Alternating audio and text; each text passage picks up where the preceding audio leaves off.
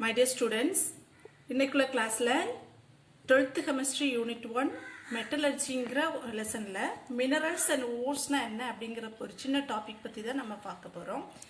So first of all, metallurgy அப்படினா என்னன்னு பார்த்தோம்னா the extraction of pure metal from their natural sources. அதாவது நம்ம மெட்டல்ஸ் நமக்கு தெரியும் அப்படிதானே, சில்வர், காப்பர், கோல்டு, பிளாட்டினம் எல்லாமே நம்ம என்னன்னு சொல்றோம், மெட்டல்ஸ் அப்படின்னு சொல்றோம். ஸோ இந்த மெட்டல்ஸை நம்ம நேச்சுரலா நமக்கு கிடைக்கக்கூடியதுதான், பூமியோட மேற்பரப்புல இயற்கையிலிருந்து கிடைக்கக்கூடியதுதான் இந்த மெட்டல்ஸ் எல்லாமே. ஸோ இப்படி கிடைக்கக்கூடிய மெட்டல்ஸை நம்ம அது ரெண்டு ஸ்டேட்ல இருக்கும். என்னெல்லாம் சொல்றோம்னா, ஒன்று ஃப்ரீ ஸ்டேட்னு சொல்றோம், இன்னொன்று கம்பைன்டு ஸ்டேட் அப்படின்னு சொல்றோம். ஃப்ரீ ஸ்டேட் அப்படின்னா இப்போ கோல்டுங்கிற ஒரு மெட்டல் நம்ம எடுக்கிறோம்னா அந்த கோல்டு மட்டும் தனியாக இருக்கு, வேற எந்த மெட்டல்ஸ் அதுக்கு கூட கம்பைண்டா இல்லை அப்படின்னா நம்ம அதை ஃப்ரீ ஸ்டேட்ல இருக்கு அப்படின்னு சொல்றோம். இது கம்பைன்டு ஸ்டேட்னு பார்த்துக்கோங்களேன். இப்போ காப்பர் இருக்கு, இப்போ காப்பர் பைரைட் அப்படின்னு சொல்றோம். இது காப்பர் அயன் சல்ஃபைடு, சரியா? இப்போ எல்லாமே சேர்ந்து இருக்கு, காப்பர் இருக்கு, அயன் இருக்கு, ரெண்டு மெட்டல்ஸ் சேர்ந்து இருக்கக்கூடியதை நம்ம என்ன சொல்லுவோம், கம்பைன்டு ஸ்டேட். ஸோ இந்த மாதிரி ஃப்ரீ ஸ்டேட்லையும் கம்பைன்டு ஸ்டேட்லையும் இருக்கக்கூடியதை பியூர் மெட்டலா, அதில் இருக்கக்கூடிய இம்பியூரிட்டிஸ் எல்லாமே ரிமூவ் பண்ணி பியூர் மெட்டலா நம்ம செப்பரேட் பண்ணி எடுக்கக்கூடிய ப்ரோசஸ் தான் நம்ம என்ன சொல்றோம், எக்ஸ்ட்ராக்ஷன்.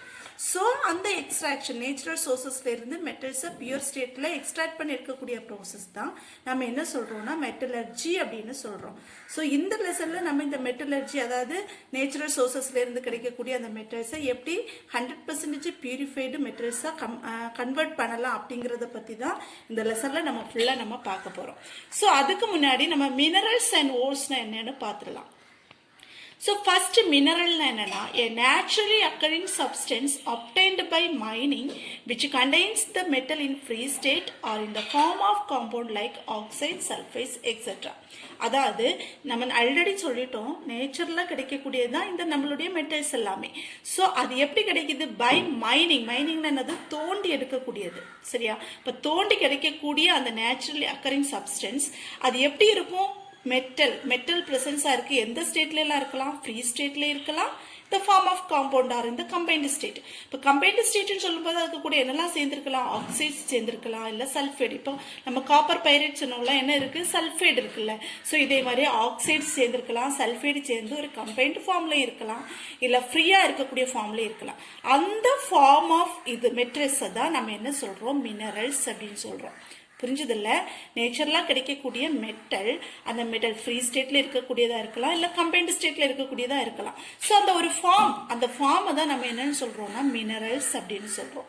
ஸோ நெக்ஸ்ட் ஓர்ஸ்னா என்னன்னு பார்க்கலாம் பாருங்க. Minerals that contain a high percentage of metal from which it can be extracted conveniently and economically are called ores.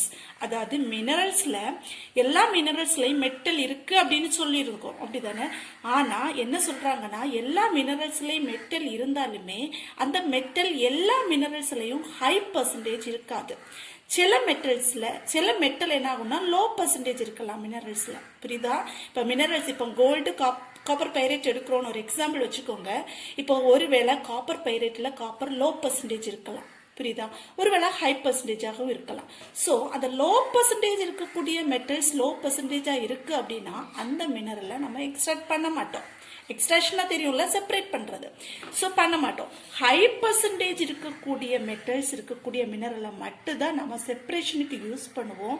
So அந்த மினரலை தான் நம்ம என்னன்னு சொல்றோம்னா ஓர்ஸ் அப்படின்னு சொல்றோம், புரியுதா? மினரல் அப்படிங்கிறது மெட்டல்ஸ் இருக்கக்கூடிய அந்த ஃபார்ம் மினரல்ஸ்னு சொல்றோம். ஓர்ஸ் அப்படிங்கிறது minerals which have high percentage of metal, புரியுதுல்ல?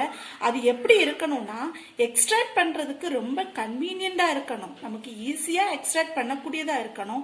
And economically ரொம்ப செலவு செஞ்சு நம்ம எக்ஸ்ட்ராக்ட் பண்ணக்கூடியதா இருக்காது, ரொம்ப சின்ன செலவுலயே நமக்கு ஈஸியா எக்ஸ்ட்ராக்ட் பண்ணக்கூடிய மெட்டல்ஸ் மினரல்ஸ்ல இருக்கு அப்படின்னா அந்த மினரல்ஸை தான் நம்ம என்னன்னு சொல்றோம், ஓர்ஸ் அப்படின்னு சொல்றோம். இப்போ எக்ஸாம்பிள் பார்க்கலாம், அப்போ உங்களுக்கு கொஞ்சம் கூட ஈஸியா புரியும் பாருங்க. இப்போ பாக்சைட்டுங்கிற ஒரு மினரல் இருக்குன்னு வச்சுக்கோங்க, Al2O3NH2O. அதே மாதிரி சைனா கிளேங்கிற ஒரு மினரல், Al2O3 2SiO2 2H2O நம்ம எடுத்திருக்கோம். ஸோ இது ரெண்டுமே மினரல் தான். ஏன்னா இதுலயும் மெட்டல் இருக்கு, இதுலயும் மெட்டல் இருக்கு, இதுல ரெண்டு மெட்டல் இருக்கு, அப்படிதானே? அலுமினியமும் இருக்கு, சிலிக்கான் இருக்கு, ரெண்டு மெட்டல் இருக்கு. ஸோ இது ரெண்டையுமே நாம என்ன சொல்லலாம் அப்படின்னா மினரல் அப்படின்னு சொல்லலாம். இப்போ ஓர் என்னன்னு பாருங்க. இந்த சைனா கிளேல இருக்கக்கூடிய அலுமினியத்தை நம்ம செப்பரேட் பண்ணோம்னா இது ரொம்ப எக்கனாமிக்கலி ரொம்ப செலவு அதிகம் ஆகக்கூடியது. இது நம்ம பாக்சைட்ல இருக்கக்கூடிய அலுமினியத்தை ஈஸியா செப்பரேட் பண்ணலாம். And also it has high percentage of aluminium metal. Aluminium metal இதுல ரொம்ப ஹை பர்சன்டேஜ் இருக்கு. அதனால நம்ம ஈஸியா இதை செப்பரேட் பண்ணலாம். புரியுதா? சோ இது ரெண்டையும் கம்பேர் பண்ணும்போது விச் இஸ் ஓர், இதுல நம்ம எதை ஓர்னு சொல்றோம்? ஒன்லி பாக்சைட் இஸ் ஓர். புரியுதா? இதை மட்டும்தான் நம்ம என்னன்னு சொல்றோம்? ஓர் அப்படின்னு சொல்றோம்.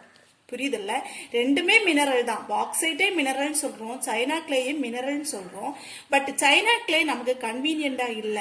அதுல லோ பர்சன்டேஜ் ஆஃப் அலுமினியம் இருக்கிறதுனால it is not used to separate. புரியுதா? ஸோ அதனால நம்ம இதை யூஸ் பண்ண மாட்டோம்.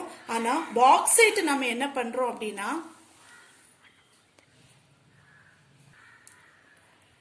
அப்போ பாக்சைட் நம்ம ஓர்னு சொல்றோம்ல, அப்ப என்ன சொல்றோம்னா இது ரெண்டுமே மினரல், ஆனா இது மட்டும்தான் ஓர். புரியுதா? அப்ப எல்லாமே மினரல்ஸ்ல வரும். ஆனா எல்லா மினரல்ஸையும் நம்ம என்னன்னு சொல்ல முடியாது, ஓர்ஸ்னு சொல்ல முடியாது. சரியா? எல்லா ஓர்ஸையும் நம்ம என்னன்னு கொண்டு வரலாம், மினரல் கொண்டு வரலாம். ஏன்னா எல்லா ஓர்ஸ்லயும் மெட்டல் இருக்கும்ல. சோ அதனால எல்லா ஓரையும் மினரல் சொல்லலாம். எல்லா மினரல்ஸ்லயும் ஹை பர்சன்டேஜ் மெட்டல் இருக்காது. அதனால எந்த மினரல்ல ஹை பர்சன்டேஜ் ஆஃப் மெட்டல் இருக்கோ, எது ஈஸியா எக்கனாமிக்கலி அண்ட் நம்ம ஈஸியா எதை செப்பரேட் பண்ணலாமோ அதை மட்டும் தான் நம்ம என்னன்னு சொல்றோம், ஓர்னு சொல்றோம். புரியுதுல்ல? So next ஒரு இம்பார்ட்டன்டான ஒரு 2 மார்க் கொஸ்டின் பாருங்க. What are the differences between minerals and ஓர்ஸ்னு அடிக்கடி கேட்கக்கூடிய ஒரு கொஸ்டின். நம்ம ஆல்ரெடி நம்ம படிச்சிருக்கோம் மினரல்ஸ்னா என்ன, ஓர்ஸ்னா என்ன, அது ஒரு வாட்டி பார்க்கலாம். அதாவது மினரல்ஸ்னா என்ன படிச்சோம்? Naturally occurring substance obtained by mining which contain the metal in free or combined state அப்படின்னு படிச்சோம். அப்படிதானே? அதை நம்ம என்னன்னு சொல்றோம்? மினரல்ஸ். அதாவது நேச்சுரலா கிடைக்கக்கூடிய மெட்டல்ஸ், அது ஃப்ரீ ஸ்டேட்ல இருக்கலாம், கம்பைன்ட் ஸ்டேட்ல இருக்கலாம். சோ அந்த நேச்சுரலி அக்கரிங் சப்ஸ்டன்ஸ் தான் நம்ம என்னன்னு சொல்றோம்? மினரல்ஸ் அப்படின்னு சொல்றோம். நெக்ஸ்ட் ஓர்ஸ்னா என்னன்னு பார்த்துட்டோம். அதாவது மினரல், அந்த மினரல்ல which have high percentage of metal அப்படின்னு சொன்னோம். அப்படிதானே? அதுவும் எப்படி இருக்கணும்? எக்ஸ்ட்ராக்ட் பண்றதுக்கு கன்வீனியன்டா, ரொம்ப ஈஸியா எக்ஸ்ட்ராக்ட் பண்ணக்கூடியதா இருக்கணும். அண்ட் எக்கனாமிக்கலி ரொம்ப செலவு பண்ணி பண்ணக்கூடியதா இருக்கக்கூடாது. ரொம்ப ஈஸியான செலவுலயே நமக்கு செப்பரேட் பண்ணி கிடைக்கக்கூடிய மெட்டல்ஸ் இருக்கக்கூடிய மினரல்ஸ் தான் நம்ம என்னன்னு சொல்றோம்? ஓர்ஸ் அப்படின்னு சொல்றோம். நெக்ஸ்ட் பாருங்க, all minerals are not ores. நம்ம ஆல்ரெடி நம்ம எக்ஸாம்பிள் பார்த்துட்டோம். சரியா? சைனா கிளே அண்ட் பாக்சைட் எடுத்துக்கிட்டோம்னா பாக்சைட் நம்ம ஓர்னு சொல்லுவோம். ஆனா சைனா கிளே மினரல்ஸ் அப்படிங்கிறது இந்த பாக்சைட்டே நம்ம மினரல்ஸ் தான் சொல்லலாம். ஏன்னா ரெண்டுமே மெட்டல்ஸ் இருக்கு.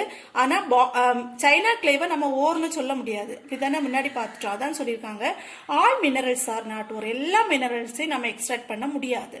But all the ores are minerals. எல்லா ஓர்ஸை நம்ம என்னதெல்லாம் கொண்டு வர முடியும்? மினரல்ஸ் அப்படின்னு தான் சொல்ல முடியும். சரியா?